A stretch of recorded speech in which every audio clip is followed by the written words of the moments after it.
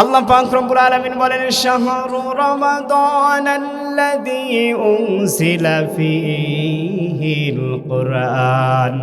আল্লাহ পাক রব্বুল আলামিন বলেন, আমি কোরআন নাজিল করলাম রমজানুল মুবারকের মাসে, হুদাল লিন-নাসি ওয়া বাইয়িনাতিন মিনাল হুদা ওয়াল ফুরকান, মানুষের হিদায়াতের জন্য এবং সত্য মিথ্যার পার্থক্য করার জন্য আমি আল্লাহ তাআলা কোরআন নাজিল করেছি। জোরে জোরে বলেন সুবহানাল্লাহ।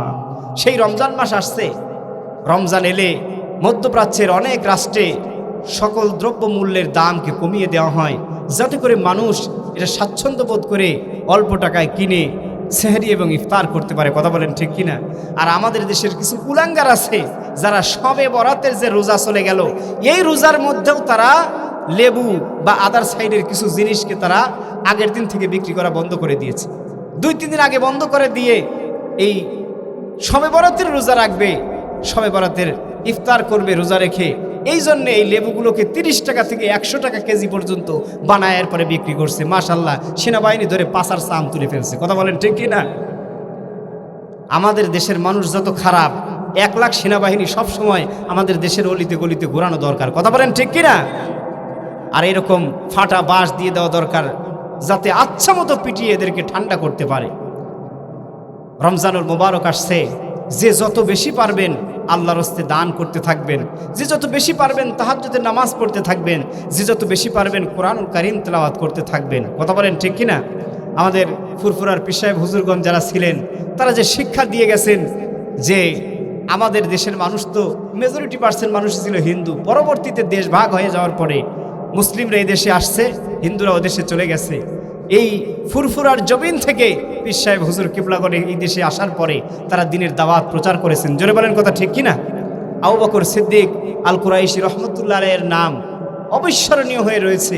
তার যে খেদমত এই দেশের প্রতি, এটা এই দেশের মানুষ চিরকাল কোনোদিন ভুলতে পারবে না। চিল্লায় বলেন ঠিক কিনা? বন্ধুরা আমার, ভাইয়েরা আমার, জন্য রমজানুল মুবারকের মাস আসছে, অবশ্যই আমাদেরকে প্রস্তুতি নিতে হবে, আর মানুষকে ঠকানো যাবে না। আমরা যেন দ্রব্য মূল্যের দাম যেন বাড়িয়ে না দেই, সবগুলি যেন গচ্ছিত করে না রাখি। আল্লাহ পাকের কাছে যেন আমরা হিসাব দিতে তার সামনে যেন দাঁড়াতে না হয়। কথা বলেন ঠিক কিনা? বন্ধুরা আমার, ভাইরা আমার, হযরত ওমর ফারুককে আল্লাহ পাক রব্বুল আলামিন কি ইলম দান করেছিলেন। কুরআনুল কারীম যখন তাকে পেয়ে বসলো, হযরত ওমর যখন বিশ্ব নবীজির কাছে গিয়ে স্যালেন্ডার করলেন, যখন আল্লাহর নবীজি দুনিয়ার জগৎ থেকে বিদায় নিয়ে চলে গেলেন, হযরত আবু বকর সিদ্দিক যখন চলে গেলেন, হযরত ওমর ফারুক তখন খেলাফতের মসনদে যখন বসলেন, সবাই তাকে সমর্থন করলো। জোরে বলেন আল্লাহু আকবার। 10 বছর তিনি খলিফার দায়িত্ব পালন করেছেন।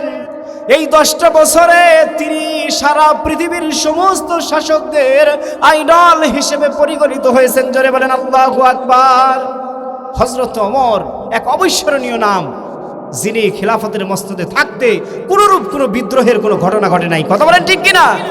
হযরত ওমর বসে আছেন, ইয়ামেনের সানা থেকে কিছু ইহুদিরা একত্রিত হয়ে আসলো।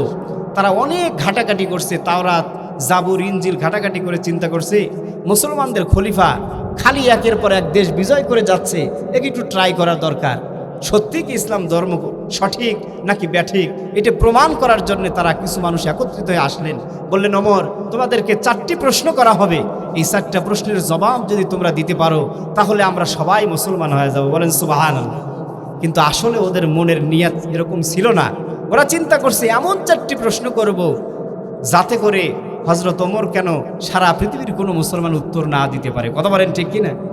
প্রশ্ন 4টি শুনবেন আপনারা, ভাই বিরক্ত হচ্ছেন না তো? আর সামান্য একটু সময়, তাবারক আমাদের জন্য রেডি হচ্ছে। সম্মানিত মা বোনেরা আছেন পাশে, আর সামান্য একটু সময় কি চলবে ভাই? চলবে তো ইনশাল্লাহ। চালানোর পক্ষে কারা কারা একটু হাত দেখতে চাই? লিল্লাহে তাকবীর, নারায়ে তাকবীর। আল্লাহ আমাদের সকলের হাতকে কবুল করুন বলি আমিন।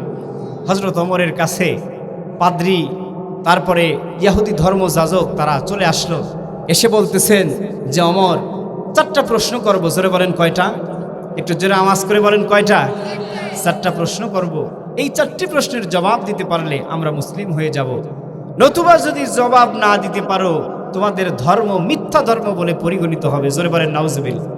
সম্মানিত ভাইয়েরা, আপনারা আমরা নিশ্চিন্তে বসে আছি, ইসলাম নিয়ে কোনো চিন্তা নাই, অথচ গত 2 দিন আগেও একজন মসজিদের ইমাম আর খতিব ধরা পড়ছে যারা খ্রিস্টান ধর্মের অনুসারী, নাউজুবিল্লাহ মিন যালিক। এই যুবক ভাইয়েরা মোবাইলের মধ্যে দেয় নাই, তোমরা কি দেখছো? এই যে আজ এবং গতকাল এই 2 দিনের খবরের মধ্যে দেখবে যে মুসলমানদের ইমাম বড় হুজুর নাম তারাবান ইমাম সাহেব সে যে খ্রিস্টান, সে যে ইহুদিদের দালাল, সে যে খ্রিস্টান ধর্মের অনুসারী, এটা সেখানকার লোকজন বুঝতে পারছে। পারার পরে তাদেরকে ধরে ফেলছে। আমরা মনে করতেছি ইসলাম মনে এইভাবেই চলে যাবে, আমরা জান্নাতে যা বসে আছি। কথা বলেন ঠিক কিনা? এত সহজ না।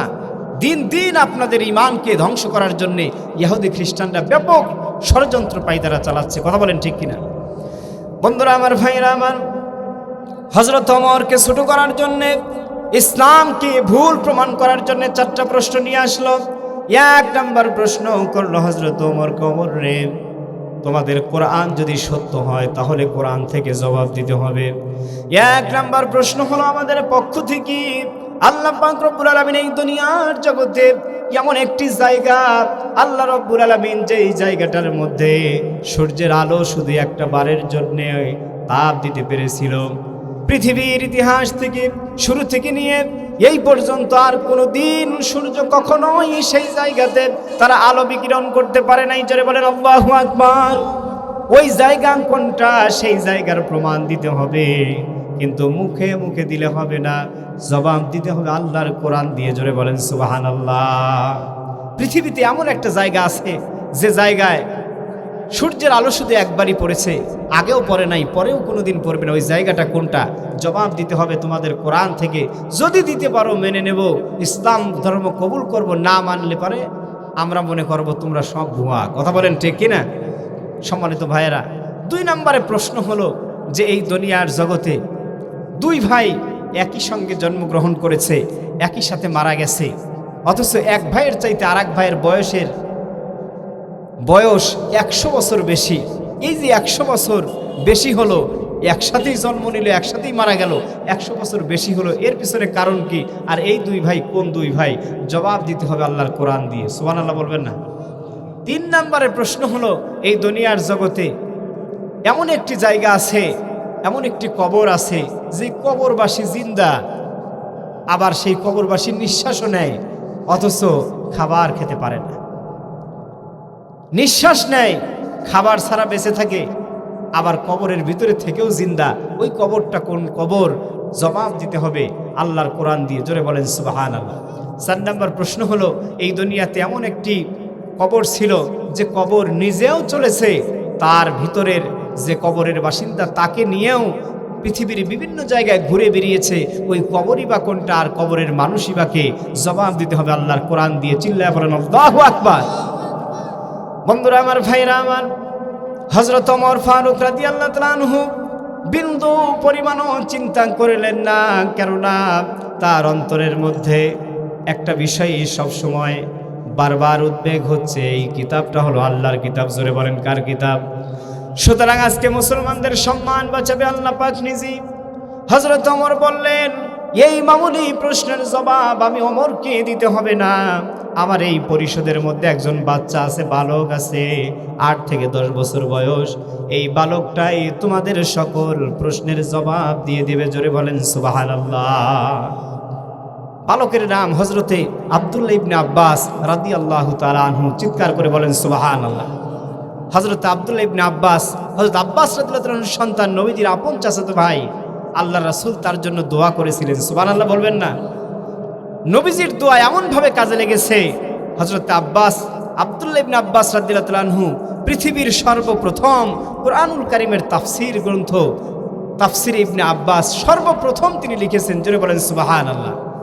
আল্লাহ পাক তাকে সম্মান দিয়েছেন সারা পৃথিবীর সমস্ত মুফাসসিরদের রাইসুন, অর্থাৎ মাথার মুকুট হিসেবে আল্লাহ পাক তাকে কবুল করেছেন। জোরে বলেন সুবহানাল্লাহ।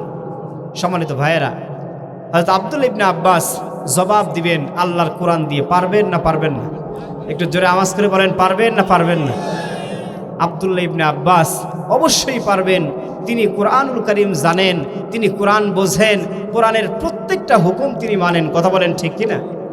সম্মানিত ভাইয়েরা, আমি একটি হাদিস বর্ণনা করেছিলাম, মান করাআল কোরআন, যে ব্যক্তি কোরআন পড়লো, ফাস্তাদহারা ফাহাল্লা হালালাহু, এবং তারা হালালকে হালাল মেনে নিল, হারামকে হারাম মেনে নিল, আল্লাহ নবীজি বলেন দাখালাল জান্নাহ, সে ব্যক্তি নিঃসন্দেহে আল্লাহর জান্নাতে। জোরে বলেন সুবহানাল্লাহ। আপনারাও কোরআন শুনছেন, কোরআন মানতেছেন, কোরআনের হালালকে হালাল হারামকে হারাম মেনে নিয়ে আমরাও জান্নাতি হতে চাই। জোরে বলেন কথা ঠিক কিনা? কোরআন যেটা বলেছে সেটা মেনে জান্নাতি হতে কারা কারা চাই একটু হাত দেখতে চাই। লিল্লাহে তাকবীর। আল্লাহ আমাদের হাতগুলিকে কবুল করুন, বলেন আমিন। আপনারা ওয়াদা করেছেন, কোরআন বলে ইন্নাল্লাহা আশতারা মিনাল মুমিনিন, হে মুমিনেরা তোমাদের সাথে আল্লাহ ব্যবসা করবেন। জোরে বলেন সুবহানাল্লাহ।